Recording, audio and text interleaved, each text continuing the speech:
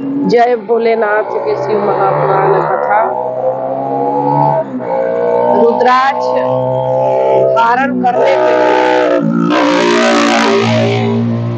सचित होना चाहिए, स्वभाव बिल्कुल साफ होना चाहिए। शिव जी अपने से तुल्य किए हैं रुद्राक्षधारी को, अपने जैसा रुद्राक्षधारी को कहे हैं। रुद्राक्ष, भस्म और नाम अगर कोई मिल जाता है तो बिरले कोई मिलता है, लेकिन कलयुग में कहाँ है। ना आपको असली रुद्राक्ष मिलेगा, ना असली नाम मिलेगा और ना असली भस्म मिलेगा। लेकिन अगर जो शिव भक्त है वो किसी तरीके से उनका उपाय हो जाता है और उनको भगवान किसी तरीके से पहुंचा देते हैं। रुद्राक्ष पहन के शौच में नहीं जाना चाहिए, बाथरूम नहीं जाना चाहिए। रुद्राक्ष पहनकर झूठ नहीं बोलना चाहिए। रुद्राक्ष भगवान का अंग माना गया है, भोलेनाथ का। रुद्राक्ष में वो बसते हैं। रुद्राक्षधारी को यमराज नहीं पकड़ता, मरने के बाद यमराज नहीं ले जाता। मतलब मुक्ति होती है, भगवान के पास जाता है, भोलेनाथ के पास जाता है। रुद्राक्षधारी का इतना महिमा है। रुद्राक्ष एक रुद्राक्ष है, एक ही रेघी बनी रहती है, उसको शिव के रूप माना जाता है। दूसरा रुद्राक्ष विष्णु के रूप माना गया है। जो तीसरा मुखी रुद्राक्ष है, फर्स्ट मुखी शिव समान, दूसरा मुखी विष्णु जी और तीसरा मुखी स्वयं सरस्वती माँ है, विद्या की देवी।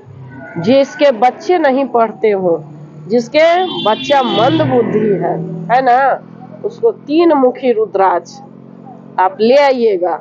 3 मुखी रुद्राक्ष हम यहाँ उसको सिद्ध करके दे देंगे, तो बच्चा के गले में डाल दीजिएगा, वो बच्चा पढ़ेगा, उस बच्चा वो पढ़ेगा। अब कहते हैं कि कौन सी रुद्राक्ष है जिसको हम शौच नहीं जाते लेके, जो जिस पे नाम जपते हैं, समझ रहे हैं ना, जिस पे माला जपते हैं।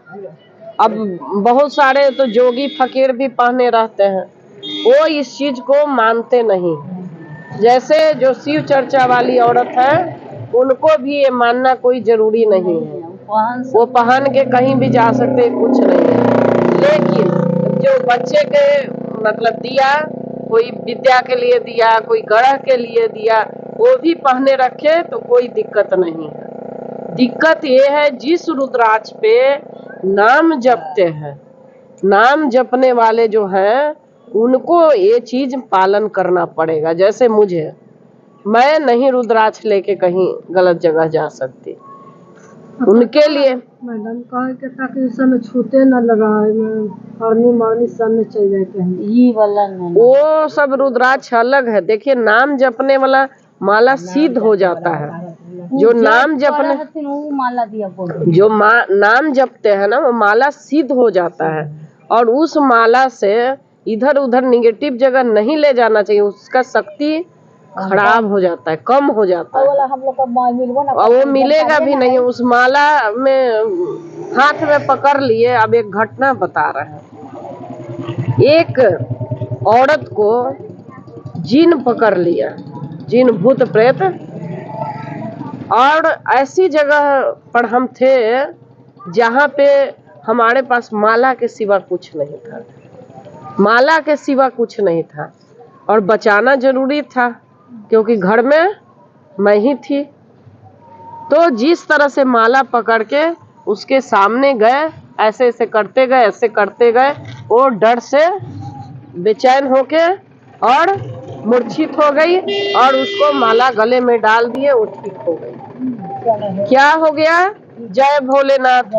वो माला की शक्ति से वो ठीक हो गई। फिर कोई आया तो माला निकाल लिया अपना, वो ठीक हो गई। मतलब उसके बाद अपना जो बांधा उंधा, हमें तो पता नहीं, इतना पता था कि माला के अंदर इतनी पावर है कि कोई चीज नहीं आएगा, तो इतना तो बचा सके किसी को। है ना, इतना तो बचा सके कि किसी को, हमारे पास अगर थोड़ा सा शक्ति है वो माला में आ जाता है। जप करने वाला माला बहुत ही पावरफुल हो जाता है। जिस माला से आप जप करते हैं उस माला में इतनी शक्ति हो जाती है, उस आसन में इतनी शक्ति हो जाती है कि बैठ के आप कोई भी काम कर सकते हैं। अब गलत काम नहीं कर रहे हैं, मतलब अच्छा काम क्या था, वो भला करना था, भला ही ना करना था। तो किस तरह से वो माला जाते ही, वो गले में डालते ही एकदम बेचैन होके लेट गई और वो ठीक हो गई। तो भगवान की ऐसी दया है, वो माला जप से होता है। और माला जप कब करते हैं? जब आपकी इच्छा हो, एक आसन लीजिए, बिछाइए, माला लीजिए। माला मतलब जप करने आता है, हमने ना करेगा मैडम, ना करेगा, हमने सबको उंगली पर करते हैं, माला लेके माला करते हैं, जाप ऐसे करते हैं। ये 3 उंगली से जाप होता है, नहीं 3 उंगली से जाप होता है। आज माला नहीं है, नहीं तो बताते हैं। और उसमें एक सुमेरु पर्वत होता है, उस माला के सुमेरु पर्वत को पार नहीं करना है। सुमेरु पर्वत जो बनाए हैं वो भगवान पार्वती माता है, कहते हैं कि इसको जो पार करेगा उसको कोई फल प्राप्त नहीं होगा।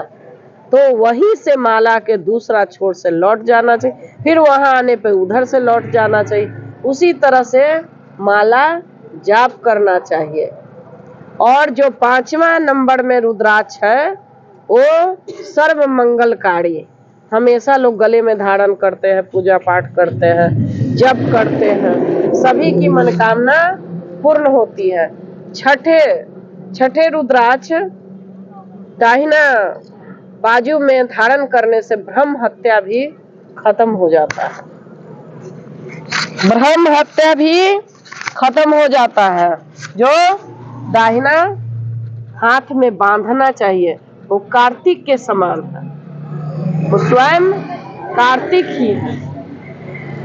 जिसके पास धन नहीं है वो 7वां रुद्राक्ष धारण करे, 7 मुखी रुद्राक्ष धारण करे, 8 मुखी करे, 9 मुखी करे, 10 मुखी करे। इसमें धन की कभी कमी नहीं होती उससे। 11 मुखी रुद्राक्ष स्वयं शिव के समान है। जो 11 मुखी रुद्राक्ष धारण करता है वो शिव के स्वरूप ही हो जाता है, भोलेनाथ के स्वरूप ही हो जाता है 11 मुखी रुद्राक्ष। तो माला जप करने का, रुद्राक्ष का यही नियम है। जो शुद्ध रुद्राक्ष है उसका जप करना बहुत ही लाभदायक है। कोई माला अगर 100 माला कर रहे हैं और रुद्राक्ष का 1 माला भी बहुत ही फलदायी है। तो रुद्राक्ष के माला कौन करता है? राम भक्त नहीं करते। राम भक्त तुलसी माला करेंगे, शिव भक्त रुद्राक्ष माला करेंगे, या हनुमान जी के भी भक्त रुद्राक्ष माला करेंगे। माता के भी भक्त स्फटिक जो क्रिस्टल होता है ना, उसका माला का जप करना चाहिए। उससे बहुत कोई चीज के घर में कमी नहीं होता। तो धन के साथ, भगवान के साथ सब माला भी अलग अलग होता है, माला भी अलग अलग होता है। तो जो शिव जी को मानते हैं, भोलेनाथ को मानते हैं, उनका माला रुद्राक्ष ही जपना चाहिए। और भस्म भी धारण करना चाहिए। भस्म धारण करने से रोग दुख सब कष्ट निवारण हो जाता है। गुस्सा को चीज से शांति, हाँ देखिए गुस्सा भी बहुत गुस्सा आता है, बहुत गुस्सा आता है। तो नाम जपिए ओम नमः शिवाय, इसी से शांति मिलेगी। कलयुग में नाम आधारा है। एक बहुत बड़े तपस्वी थे, तो कलयुग में उन्होंने कहा, तुलसीदास जी बोलते हैं कि कलयुग में चारों तरफ पाप घिर जाएगा। कलयुग आ गया है, कलयुग में चारों तरफ पाप घिरेगा, चारों तरफ पाप ही पाप होगा। तो उस मैम जानते हैं गुस्सा का कोई कारण है, कभी हम अकेले में भेटेंगे ना तो हम आपको बताएंगे। इसी कारण उनको बहुत ज़्यादा गुस्सा आता है और घर में कलह भी बहुत ज़्यादा हो रहा है। हम हमेशा जाते तो आपको देखते हैं, दीदी है मेरी। पहले हम नहीं जानते थे कि आप इतना नहीं, मैं कुछ नहीं हूँ। मतलब पूजा पाठ के हमारे में ही हम नहीं जानते कि आप कथा उथा भी करते हैं, पूजा पाठ करते हैं। तो हम हमेशा हम जाते हैं ना दीदी का, तो आपको देखते हैं हम दीपेश कॉलोनी के पास, इसीलिए आपको नहीं कभी अकेले में भेजेगा ना तो हम आपको बताएंगे। ठीक है, ठीक है। हाँ, दुनिया में सबको कष्ट तो है ही, गुस्सा भी कोई कारण है, लेकिन अगर आप बताइएगा तो जल्दी शांति का वो तो करेंगे ही कि शांत हो जाइए। ये बुरे भूत प्रेत पैसा कौड़ी का नहीं, आदमी के आदमी का बात है, इसीलिए। हाँ हाँ, मन में जब शांति नहीं होती ना तो हजार प्रकार के गुस्सा आता है, एक नहीं है, किसी तरीके से आदमी के गुस्सा आता है। अनुभव सोच रहे हैं कि मन में क्या है, कोई भाव उत्पन्न होता है तो टेंशन हो जाता है, तो गुस्सा आता है। उसका निवारण जरूर हम करेंगे, आप जब बताइएगा।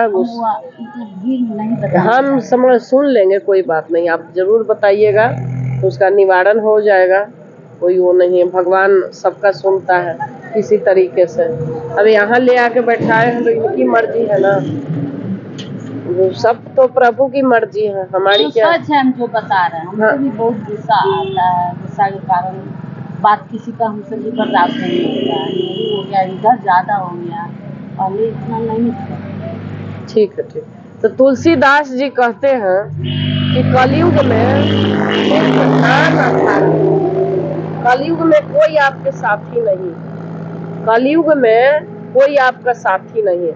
अब देखिए, सतयुग में 1-1 लाख साल तपस्या लोग करता था, 10-10 हजार वर्ष धुआं पी के, 10,000 पत्ता खा के वर्ष व्यतीत किए थे माता पार्वती ही। और ये तो कलयुग है, बहुत जल्दी भगवान प्रसन्न हो जाते हैं, लेकिन लोगों का मन ही नहीं लगता इनमें, इनमें मन ही नहीं लगता, लोगों को पूजा करने में मन नहीं ना लगता कलयुग में। तो भगवान कहते हैं, तुलसीदास जी कहते हैं कि कलयुग में सिर्फ नाम आधारा है, सिर्फ नाम जपने से वो सब कुछ मिल जाता है। काम करते रहिए, नाम जपते रहिए। कोई अगर आपके अंदर गुस्सा है या टेंशन हो रहा है, खाना बना रहे हैं और नाम जपते रहिए, झाड़ू लगा रहे हैं नाम जपते रहिए, कपड़ा धोते हैं तो नाम जपते रहिए। कौन नाम जपिएगा?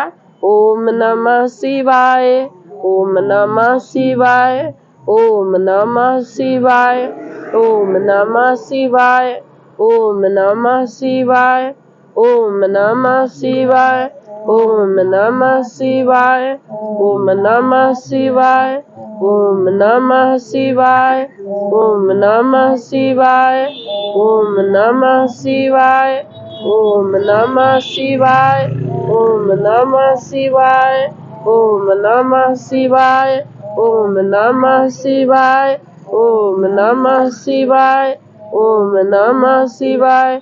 हर हर महादेव की जय। पार्वती माता यही में जप कर रहा है।